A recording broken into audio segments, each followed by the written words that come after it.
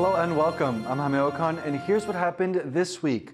The Diaries of one of Taiwan's most divisive historical figures has been published for the very first time. Former President Chiang Kai-shek ruled Taiwan for 25 years till his death in 1975, and new access to his journals has revived decades-long debates about his controversial legacy. Sam Hui and Rick Lauer report. Personal accounts from a man pivotal to Taiwan history. The diaries of controversial former leader Chiang Kai-shek are back in the country after years of legal wrangling. 这个是多年的期望，因为一个总统的日记怎么会流落到外面去？所以很多学者从不同的面向来努力的，希望能够把日记弄回来。 They are part of a trove of diaries, manuscripts, letters and other documents donated by a descendant of Chiang to the Hoover Institution in the United States. For years, they were only available to academics. But they were returned to Taiwan after courts here and in the US ruled that documents written by presidents are property of the country. Now they're back, Taiwan's National Archive is publishing the diaries in full for the first time. This volume of Chiang's journals covers 1948 to 1954. That's the time when Chiang and his nationalist forces moved their government to Taiwan after losing the Chinese Civil War to the communists. Chiang ruled Taiwan as a dictatorship until his death in 1975. During his time in power, the country experienced a period of rapid economic growth, but it also saw brutal crackdowns on opposition to his rule that left thousands of people killed or imprisoned. 他在台湾当了25年的总统，到目前为止是任期最长的一位总统，而且是从这个1949那个最敏感的时代。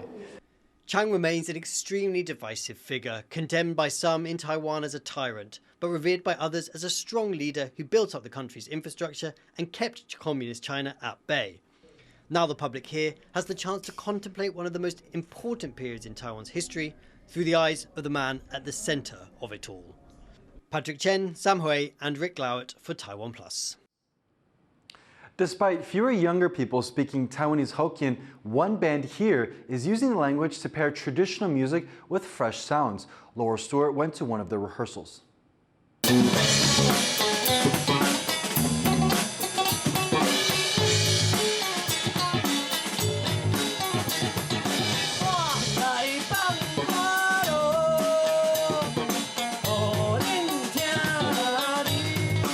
Combining traditional instruments with Taiwanese lyrics and modern rock, Lilium is a band bringing a contemporary twist to traditional music.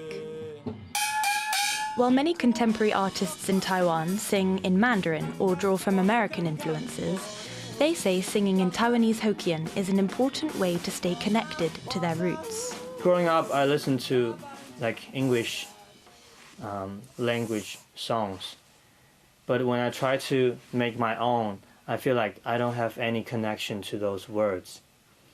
And if I don't believe it, I just can't do it. Mandarin is the most spoken language in Taiwan, followed by Taiwanese Hokkien, also simply called Taiwanese.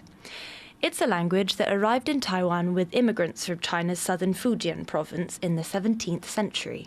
Taiwanese, Hakka and Indigenous languages are still spoken in Taiwan, but government efforts in the 1960s to promote Mandarin as the national language meant many people stopped teaching their children these languages. Today, only 30% of people born in the 1990s can speak Taiwanese.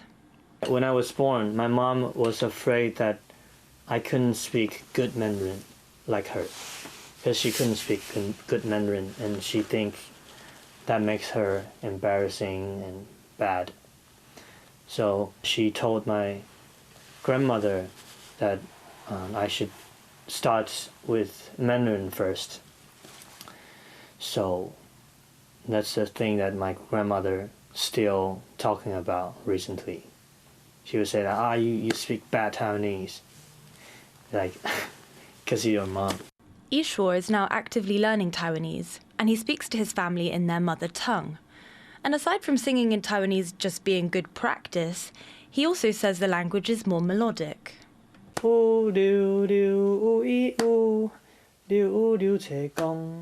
Unlike other languages where there's one note for every word, each Taiwanese word can be stretched to fill multiple notes. So, for example, like Hu Wei Gong Ming, like 4 words, but you sing like Hu,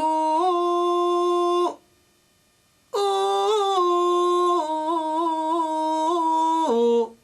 ooh, and then the second word, ooh, and then another meaningless sound, and then the third word, Gong Bi, and the fourth word, Gong Bi.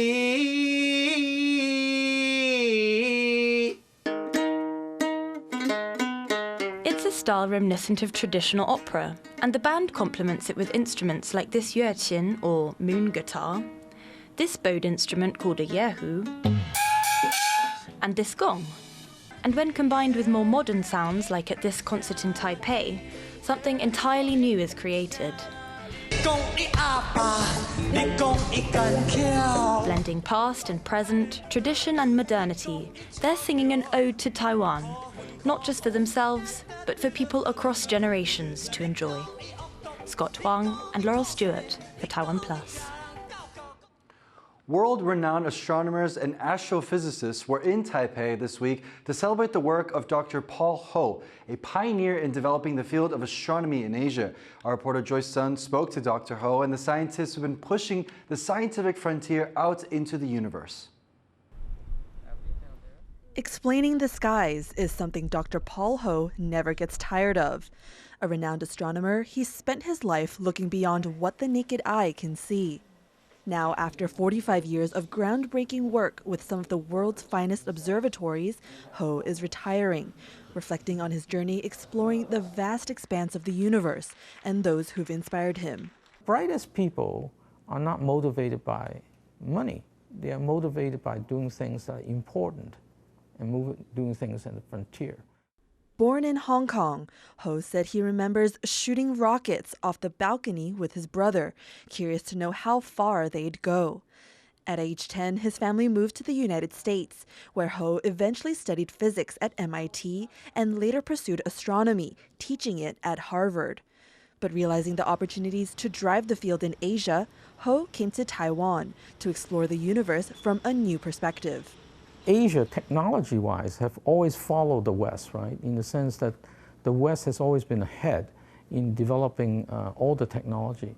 But in the last 50 years, I would say, people begin to build things in Asia. Among the things Ho built was a collaboration between countries in the region. He brought together experts from Japan, Korea, China, and Taiwan, and established a joint observatory in Hawaii, setting aside their country's political differences to focus on science. For 10 years, Ho was also director of the Astronomy and Astrophysics Department for Taiwan's top research institute, a team which went on to contribute to the breakthrough first image of a black hole. Ho leaves the department with one of just 4 superconducting device labs in the world. These labs are kept pristine and in absolute zero temperatures, with machines capable of achieving even higher degrees of precision than the most advanced chip makers. With Ho retiring, several elite astronomers have flown into Taipei from the US, Europe, and across Asia to celebrate his career. The things that really struck me of Paul is that he was empowering young people to develop themselves in ways that they didn't think they could do. He came up and organized to pour together like a black hole to pour together the regions. This takes a lot of effort, a lot of political maneuver. He succeeded. Ho says scientists are good role models for collaboration, often figuring out how to work together before businessmen and politicians do. And that space for exchange is what he wishes for generations to come, since for Ho, true understanding begins when one can see beyond this world. Alex Chen and Joyce Sun for TaiwanPlus. A traditional structure built by Indigenous Pinoy-Umayan in Taiwan's south has been deemed unsafe and may have to be demolished. But members of the community fear it's just the latest example of the government not doing enough to protect their traditions. Bryn Thomas has this story. This thatch and bamboo structure in Taiwan's southeastern city of Taidong has found itself at the center of a debate between the country's indigenous peoples and the government. It was built 10 years ago by members of Taiwan's indigenous Binu Mayan people and is an example of their architectural traditions. But buildings like this can no longer be put up legally. It means that fewer are being built, and those that remain, like this one, are in danger of disappearing. The city has asked local indigenous authorities to repair it, but without better funding, they may be forced to tear it down. 当初希望留下，但是也没有人说要去如何找经费维护它。 People here fear it's just the latest example of their culture disappearing. They're calling on the government to change the law to accommodate buildings like this and to provide funding to conserve the few that survive. 透过公部门这边来看能不能找一些资源来重新再修缮或是改建之类的。 But funding renovations for a single structure doesn't fix a law that many in the community feel is broken. In the end, Taiwan's indigenous peoples are left with the authority to demolish or repair a traditional structure, but not the authority to build one. 我们还是尊重部落，看要怎么拆，由部落的提出来的方案来做处理。 This building in Taidong is an example of a cultural tradition that some feel is being taken apart piece by piece. They're calling on the government to lay a more inclusive foundation built to last. Andy Xue and Bryn Thomas for TaiwanPlus. LGBTQ plus activists in Taiwan have conducted the first survey of the country's non-binary community. Reporter Rick Lard spoke to the survey's organizer, Daniel Yo Ling. Could you start by telling us a bit about this community? What does it mean to be non-binary? Yeah, so non-binary is an umbrella term that refers to all gender identities that are not exclusively male or female. And essentially what we wanted to ask people about is just to get a better sense of who exactly the non-binary community in Taiwan is in terms of demographic characteristics. So one of the sets of questions that we asked was regarding what kind of medical transition needs this community has.